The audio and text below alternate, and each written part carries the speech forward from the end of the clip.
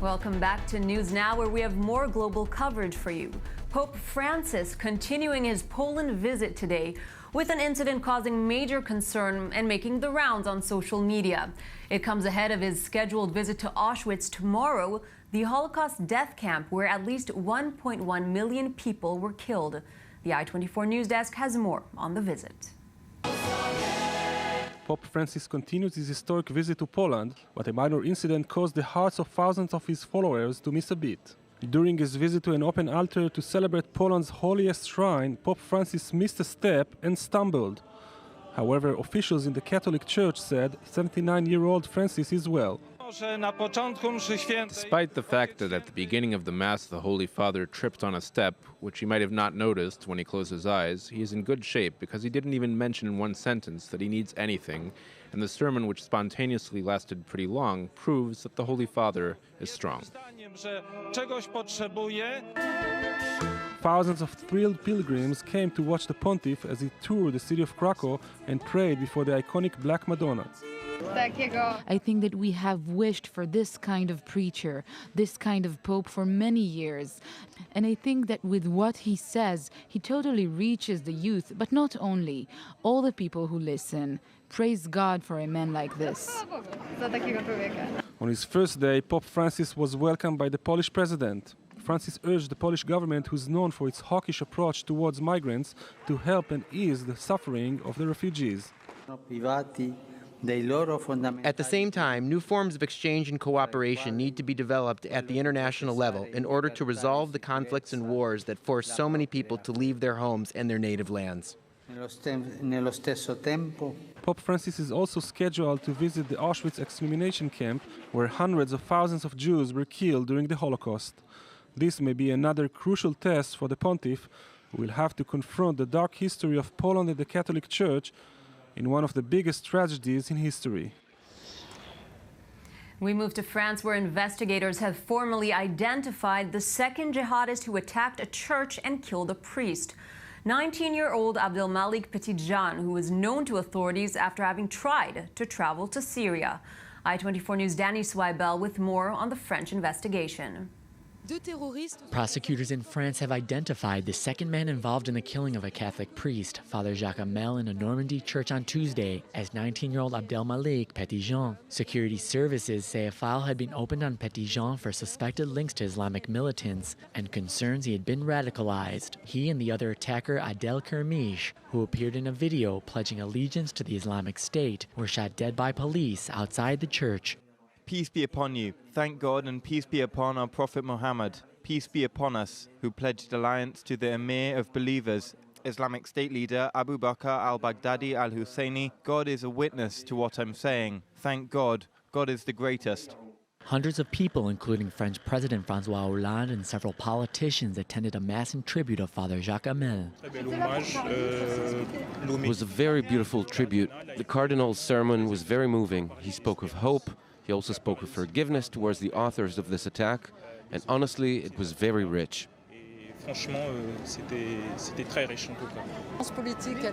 The political presence is intolerable because it's completely for the elections. It's very, well, maybe it's normal, but at the same time, it's totally exaggerated. The police can't do anything. We want to show that we're brave and that we're not afraid. The church attack is the latest in a string of deadly assaults in Western Europe, including the mass killing in the French Riviera city of Nice on Bastille Day. Several French organizations have come forward saying they will no longer publish photographs or names of terrorists in order to avoid what Le Monde says bestows, quote, posthumous glorification to the killers. And staying in the region but turning to economic news, the European Union deciding against sanctioning Spain and Portugal for failing to reach deficit targets. Let's take a look. A financial reprieve for Spain and Portugal. The European Commission cancelled stiff penalties imposed on the two countries for breaching EU deficit limits. Taking into account past efforts of Spain and Portugal, the current challenging environment and arguments laid out in the recent request, the college agreed today to propose the cancellation of the fines for both countries. According to EU regulations, governments cannot run budget deficits above 3% of GDP. Portugal had aimed to cut its deficit below that target last year, but the gap turned out to be 4.4%. Spain aimed to lower its deficit below the target, but is likely to remain above 3% moving into 2017, according to the Commission forecasts. We preferred caution, respect for democratic deadlines and growth consolidation. We opt for 2 extra years, which brings us to 2018. The EU decision to repeal its penalties comes amid a growing trend of isolationism within the embattled union. With growing anger about open migration policies and following the Brexit referendum, there is concern that the 28-nation bloc is capitulating to Spain and Portugal for fear of exacerbating anti-European sentiment. Whatever the reason, Madrid and Lisbon will celebrate not having to concede the sum of 0.2% of their respective GDPs to the European Union. And now for Economy Now. And joining us to discuss this is i24 News economy anchor Natalie Ehrlich. Thanks for being here. Thank you. So, Natalie, Facebook hits a record high. What's the story? Indeed. So Facebook surprised Wall Street estimates by a whopping number. They posted earnings of 97 cents per share, $6.44 billion in revenue. Keep in mind that Wall Street was expecting earnings to come in at 82 cents per share and $6 billion in revenue. So that's a significant jump to the upside. And what's explaining this? Well, it's basically their ad business. They're doing very well in that front, and that's why they've been able to really rack in the revenue. And it also really highlights the fact that this business certainly has managed to monetize itself, which has been the question for years. Now, we've also spoken about Turkey, which at the moment is undergoing a lot of changes with the turmoil really hitting hard at the economy. Indeed, it's really taking a bite out of the touristic sector. We're seeing that year on year from June this month, the monthly drop was the highest on record, according to the Ministry of Tourism in Istanbul. They've seen a 44% plunge in the number of tourists. And keep in mind, 88% plunge in Russian tourists. That's largely in part because of the acrimony that emerged following the downed Russian jet just earlier in the year. So this is data coming from this past year and not only from everything that's happened since the attempted coup. Absolutely. This is not even accounting for the coup that just happened. This is everything leading up towards June. Natalie Ehrlich, thank you very much for joining us for this economy.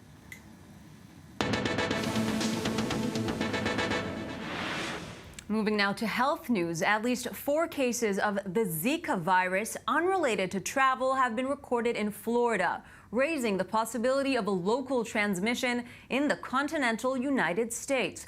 More in this next report. Mosquitoes in the U.S. may be transmitting the Zika virus, with at least 4 cases unrelated to travel documented in Florida. Some 1,400 infections have been reported in the U.S., but all were previously linked to trips abroad. This latest fear comes just 1 week after New York City reported its first case of a baby born with microcephaly, which has been linked to the Zika virus. We do have a number of women who are pregnant. Microcephaly is not a condition that is readily diagnosed during pregnancy.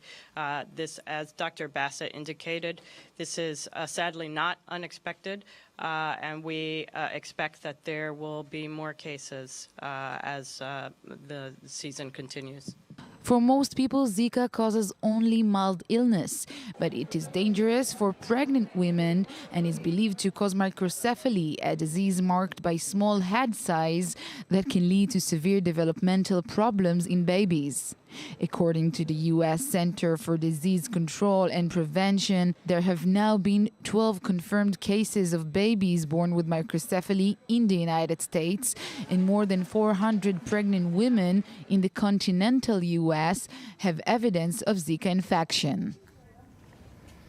Meanwhile, Belgian scientists have developed a novel method of transforming urine into water.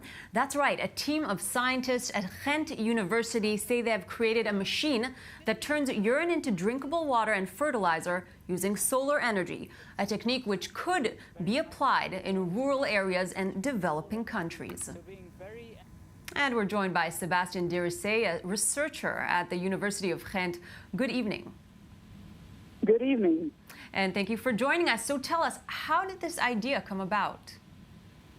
Yeah, so basically we were thinking of what we could do for developing countries, because this is some kind of a special part of what Ghent University does, is look at how developing countries can be helped. And basically we took a look at some of the basic problems, which are fertilizer needs, agricultural problems, and so on. But on the other hand, also diseases that are transferred through urine or feces. And basically we just had the idea of how can we recover the fertilizer and water content of urine and make it available for people in developing countries. So where is this technique being applied? So at the moment we did a trial test at the Ghent Festival, which is a local festival here, where we treated 1,000 liters of urine. And everything proved to be very successful. We produced quite a bit of potable water. And now the idea is to go a little bit further, maybe do some trial tests at the facility in South Africa to see basically whether we can apply this technique there as well and how people will receive it as well. Sebastian Derizet from Ghent University, I want to wish you the best of luck and thank you for joining us. Thank you. Moving to some more scientific news, as US and UK experts solve a decades-old mystery surrounding a spot on Jupiter. Scientists discovering Jupiter's Great Red Spot is in fact a hurricane 3 times bigger than Earth that is blasting the planet's upper atmosphere with heat. It was a question that stumped scientists. How does the gas giant planet Jupiter have such high temperatures being so far from the sun? But now US and UK experts have discovered Jupiter's Great Red Spot is in fact a hurricane 3 times bigger than Earth that is blasting the planet's upper atmosphere with heat. Using an infrared telescope in Hawaii, the team found temperatures as high as 1,500 degrees Celsius, temperatures that are hundreds of degrees hotter than anywhere else on the planet. Jupiter is basically the harshest region in the entire solar system. It is a planet on steroids. Everything about it is extreme. The study suggests the hurricane was created by sound waves of thunder literally breaking in the upper reaches of the atmosphere. Dr. Tom Stollard from the University of Leicester said the discovery was, quote, a major step forward in a 20-30-year odyssey. The Juno spacecraft launched on August 5, 2011 from Cape Canaveral and has spent nearly 5 years traveling through space after Juno's one-shot attempt to slip into Jupiter's atmosphere and the $1 billion project at stake. It began its 20-month-long dance around the solar system's largest planet to learn how and where it formed. Jupiter's origin have affected the development and position of the rest of the planets, including Earth, and its fortuitous location conducive to the evolution of life. Now remember the ice bucket challenge that took over the web? Well, apparently the funds that came from that viral video are now leading to a major ALS breakthrough. And to tell us more about this, we're joined by Kalanit Balas in New York. Thanks for joining us this hour. Thanks for having me. So Kalanit, if you can first break down the research for us, what is the breakthrough? Well, we're very excited to share this news. What has happened is we've discovered a new genetic mutation in a gene called NEK1 or NEK1. And that happened completely because of the Ice Bucket Challenge and the funds that everyone contributed to that effort. But we know that it also only affects 3% of the cases. Why is this still such a great success? It's a great success because that's one of several genes that we know. We know that there are over 25 to 30 genes that affect people with ALS, but this is now in the top 5 of those genes. So it has a higher proportion or a higher commonality, which means that we'll be able to start looking at why and targeting therapies. And what do you see moving forward? Well, what I see moving forward is probably 2 things, right? Researchers around the globe are very excited about this. It was a global collaboration. There were 80 researchers in 11 countries, so I'm sure they'll continue forward to try to figure out what matters with this genetic mutation when it breaks down DNA repair. How can we fix that problem and then hopefully start developing new treatments? We see more of this coming. I'm sure that we're going to see a lot more genetic pieces that are put together for us to understand what's happening with ALS. Absolutely. Kalanit Balas, I want to thank you for joining us and the best of luck. Thank you. Described now as one of the most dangerous games of 2016, Pokemon Go has caused numerous injuries and even death. Ezra Taylor has more on the game that is dangerously stealing people's attention. A few days ago, it was the most popular game of 2016. Now it's described as the most dangerous. Pokemon Go has caused minor mishaps, injuries, and even deaths. The app on mobile devices uses augmented reality and GPS to show Pokemon creatures for the player to catch. But in order to catch them all, players wander around on a virtual map by walking around in real life, which is why there have been so many incidents. In the southern Israeli city of Ashdod, Asaf Ben-Guzi, aged 17, was rushed to the emergency room after nearly drowning. He was pulled from the water by his brother. In Wyoming, a woman found a dead body floating in a river. In San Francisco, a brother and sister had their phones stolen while playing the game. In San Diego, 2 men were injured after falling off a cliff. In Japan, players have been found wandering into busy highways while absorbed in the game. While the app warns players to pay attention to their surroundings, it seems some are not heeding the advice. And now a major discovery from the ancient Egyptian era was found at Tel Hazor in northern Israel. The historic discovery is considered the largest part of an Egyptian statue found in the region and dates back to the 2nd millennium BC. Ori Shapira takes us back in time. Excavators in Tel Hazor, northern Israel, have got a leg up in the research. A major discovery from the ancient Egyptian era was found at the site. The historic find, made of limestone, is considered a part of the largest Egyptian statue found so far in the region from the 2nd millennium BC. Only the lower part of the statue survived, representing feet of an Egyptian official sealed on a square with an Egyptian hieroglyphic script. It most probably came to Hazor as one, by the way, of 18 other fragments of Egyptian statues that were sent probably as presents by the Egyptian king to the king of Hazor at the time, signifying that Hazor was the most important city at that period in southern Canaan.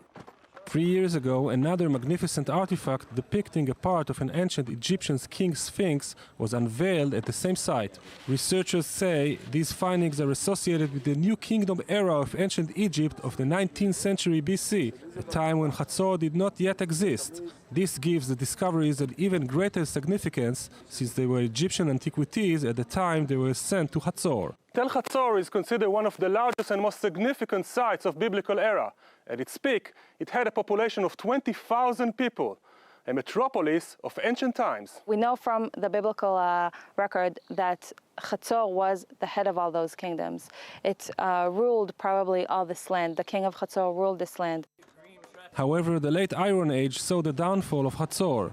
One incident remains a mystery in the region until today, the destruction of Hazor during the biblical era, which is presented in 2 different versions in the Bible, Joshua and the book of Judges. We just know that in the book of Joshua, that Joshua conquered the city, and it says very clearly that the city was burned down. But also in the book of Judges, we find the narrative that Deborah and Barak came to conquer the city, and the Lord commanded them to go to the Mount Tabor, and all the Israelites, all the Canaanites came there with Sisera as their leader to try to defeat the Israelites, but they couldn't. The research in the area has been going for more than 100 years, but only part of it was excavated. Experts believe more answers to the many mysteries can be discovered in the future. They may shed more light on the Canaanite, Israelite, and even ancient Egyptian cultures. And we're going to stay in Israel, but go a little bit forward in time to the world of beverages. Budweiser, Stella, Hoegaarden, depending on your country and your preference, you probably know these beers, but you're likely less familiar with Dictator beer. Daniel Campos and David Yakin met with the controversial new Israeli brand, aiming to have Saddam Hussein quench your thirst. Italy's Vini Lunardelli Wine Company won worldwide fame when it released its historical line in 1995 and placed Hitler and Mussolini on their wine bottles. Earlier this month, a new bizarre Israeli beer brand known as The Dictator launched its new line that is aiming at a similar provocative campaign.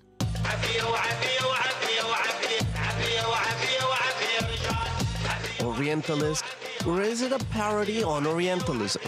It is not clear.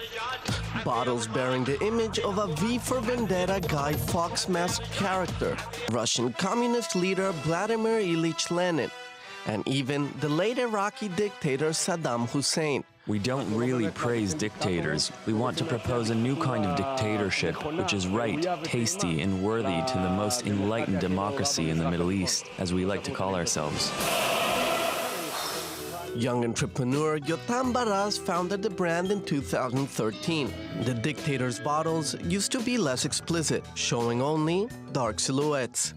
The new controversial line is designed by artist Alon Breyer, and it was released this July. The Dictator is being produced in Kiryat Gat's Haaretz brewery, home to other craft beer brands. In Israel, two major breweries are known for having the majority of control of the beer market. Both companies enjoy the benefit of huge marketing budgets to broadcast highly produced commercials on Prime TV. Despite having smaller budgets, over the past decade, the giants are competing with numerous microbreweries. Beer Bazaar in Tel Aviv is a bar specializing in craft beer. Here you'll find an enormous variety of local and international beers. We were looking for something that is different from the other brands in the country, something that will call the attention of the eyes on the shelf, more insolent. We are not embarrassed about this, and I promise you that what is to come is even more extreme. This is our mainstream. People like it. They stare, they ask, is this Saddam? We answer, we don't know, and we go on.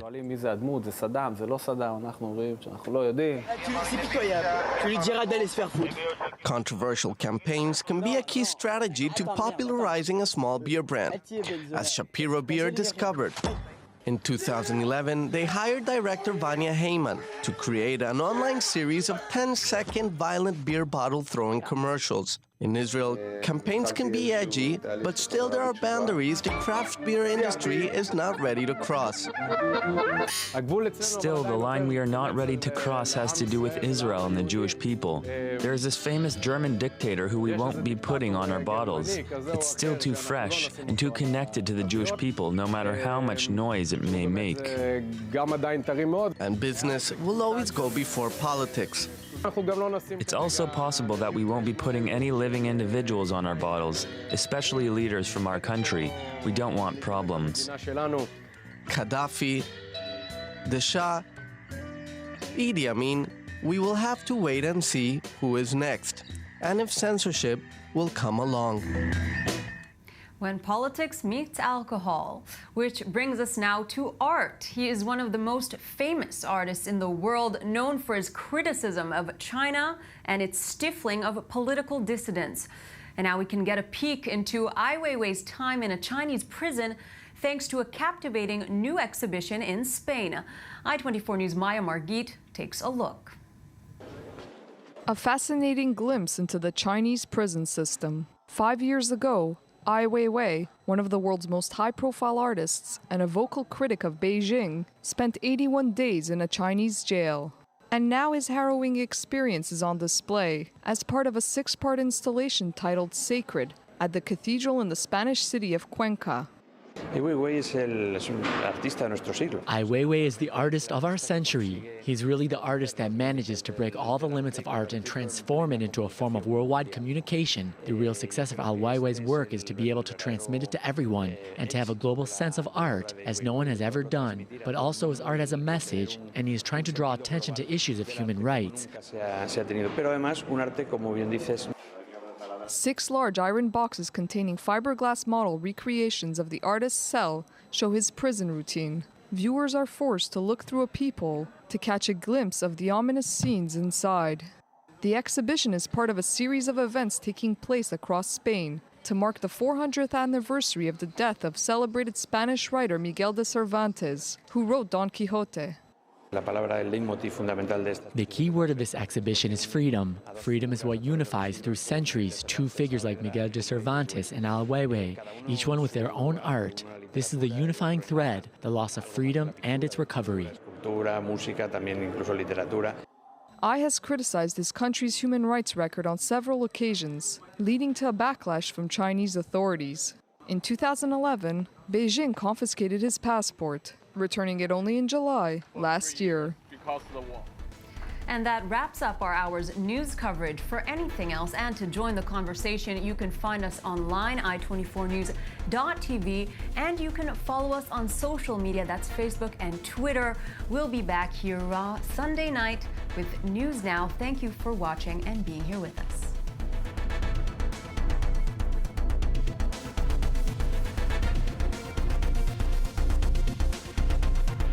Who pledged alliance to the Emir of Believers, Islamic State leader Abu Bakr al-Baghdadi al-Husseini. God is a witness to what I'm saying. Thank God. God is the greatest.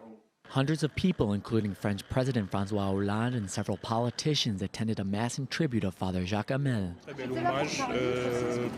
was a very beautiful tribute. The Cardinal's sermon was very moving. He spoke of hope. He also spoke of forgiveness towards the authors of this attack. And honestly, it was very rich. The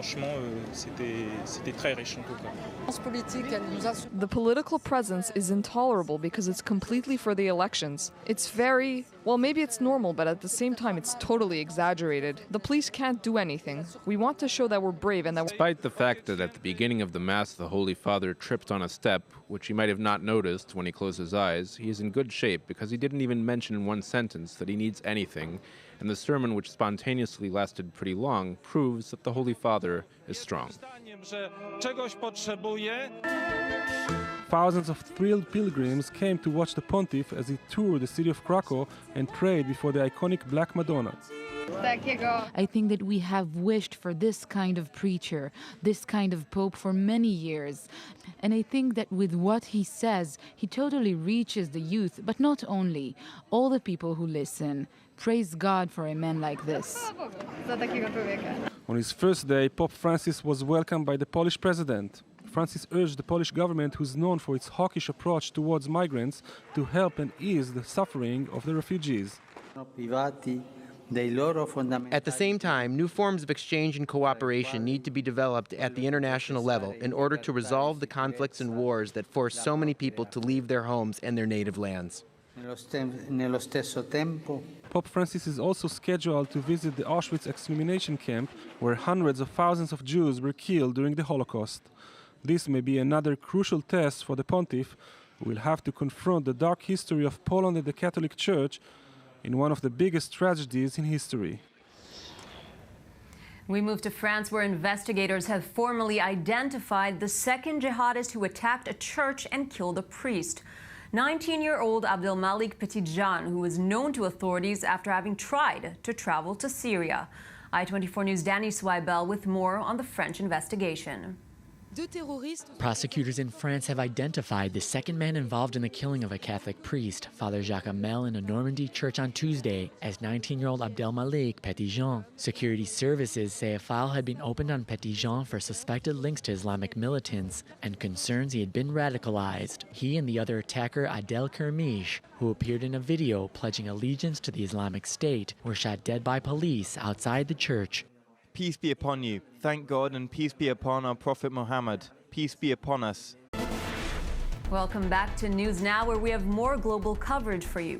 Pope Francis continuing his Poland visit today with an incident causing major concern and making the rounds on social media. It comes ahead of his scheduled visit to Auschwitz tomorrow, the Holocaust death camp where at least 1.1 million people were killed. The i24 News desk has more on the visit.